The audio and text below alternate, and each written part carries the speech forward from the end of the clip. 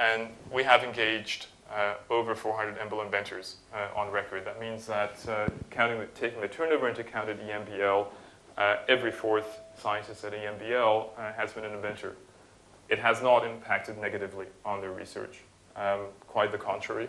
We have 450 invention disclosures. We have high-quality inventions, so from those we've filed over 200 priority patent applications. 40% of those have been commercialized.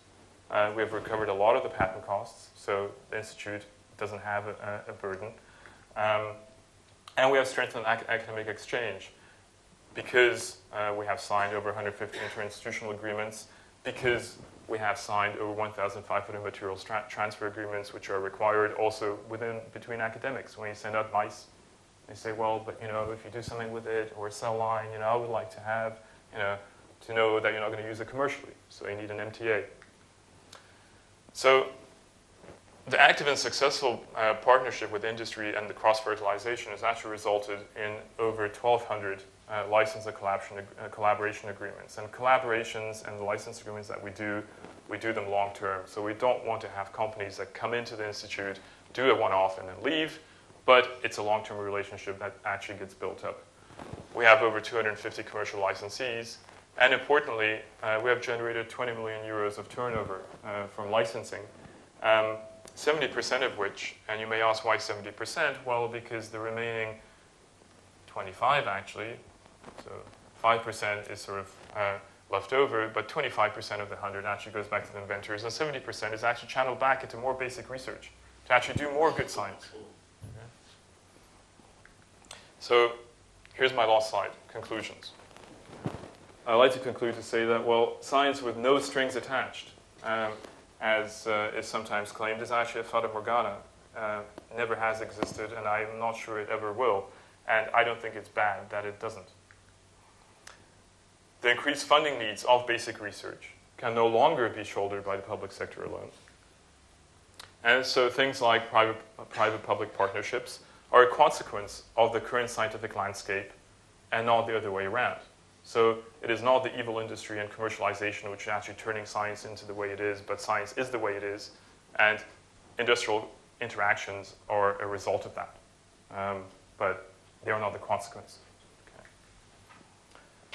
Basic and applied research are not at odds with each other, and neither is academia or industry. And I don't think it's very useful to actually always try to fight this battle about one against the other, the ivory tower against the satanic industrial holdings, because at the end of the day, both need each other in order to thrive. And I think it would be a lot better if we actually said both have their advantages, both are good at different things, and why not just pool those things which are positive and make something more out of it. So I think you can have a win-win situation if it's properly managed, and win-win-win in the sense of win also for society and the taxpayers ultimately. And turning finally to the question, which is sort of the topic of today's event, I personally believe that science is not owned by anyone. It's certainly not owned by the individual scientist, but it's owned probably by no one and everyone in the sense that the ultimate aim of basic research in science is to bring benefits to society, because otherwise there would be no reason whatsoever for governments to actually spend money on it. Thank you for your attention.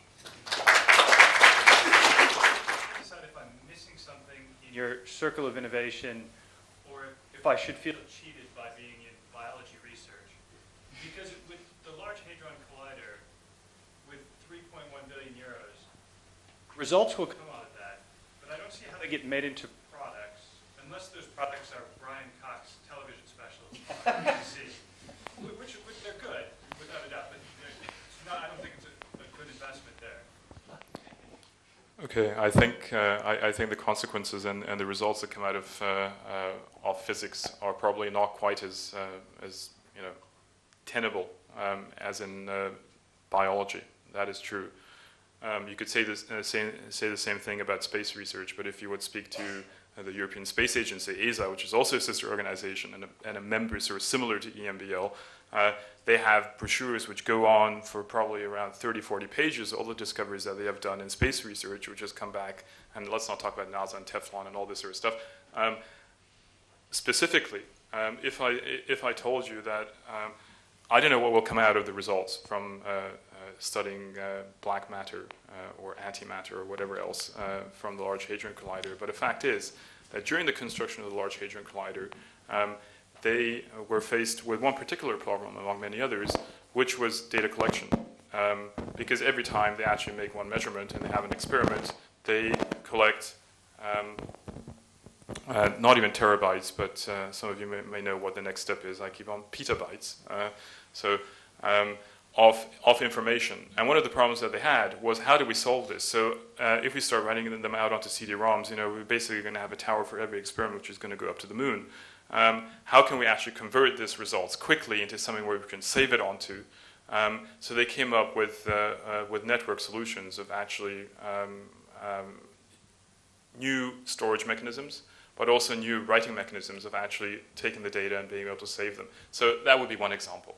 So I think that when you talk about such large infrastructure investments, you need to think a bit broader and just say, okay, it's not just the experiments that are going to be done in it, but it's actually in producing the thing that you're going to produce. You already have a lot of innovation around that. Thank you. In order to prove that between ancient times and modern times, the strings are the strings and the political power was already controlling scientists somehow. There are points that you didn't mention that make the two cases really different. It's the perception. So the people, the princes who were funding Newton or Galilei, were doing that for Michelangelo as well, and science was like art, something for the prestige of the prince. While in modern time, the perception of science by political power is completely different. Science became an instrument for wealth and power. And so it's not anymore the same type of relationship. This is one point. And the second is about the producers of science. In ancient times, it's charismatic individuals with a certain type of education and some kind of profile that probably doesn't exist anymore, while in modern time with big science came some form of science Fordism. We have a kind of a huge machine for producing science where people occupy a position on the chain, like in Chaplin's modern time. So what do you think about these differences? Thank you very much. I don't think there's much difference in the first point, because I do think that governments, perhaps it's not for particular individuals, unless you think of the Bill and Melinda Gates Foundation, where there again, in order to be charitable, this is just one comment, in order to be charitable, I think you need to be able to have something which you can be charitable with. And the same is true for the Wellcome Trust. So all these organizations that are saying that they're so charitable and that commercialization industry, so perhaps not the way to go, well, they all ended up making their money by being commercially active. And that's why they can afford to be charitable now. The difference is that even governments nowadays, they do it because they want to have certain advantages. They want to have certain advantages either in the defense sector, or they want to have certain advantages in the life sector and the life science sector, because that's how they see that they can actually support their future. The second part of your question, I've forgotten. So can you just give me one word again? The nature of producers of science in one way, in one case, okay. Individuals. I would argue, very briefly, I would argue the point that I think anyone who's a scientist in this room would now feel extremely offended, so I feel offended, that we're all not charismatic. On the other hand, I would argue the point that perhaps there were a lot more scientists back then as well, but since they were not charismatic, they never got mentioned. So who knows?